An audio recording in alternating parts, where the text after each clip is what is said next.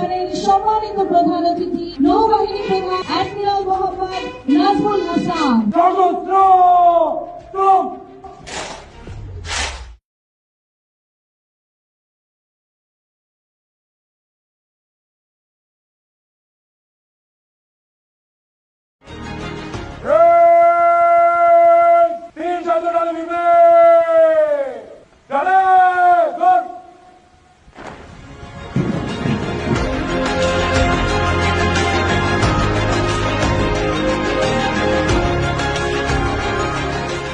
আমি আজ তোমাদের এই চমৎকার প্যারেড এবং আয়োজন দেখে অত্যন্ত মুগ্ধ এবং আশান্বিত।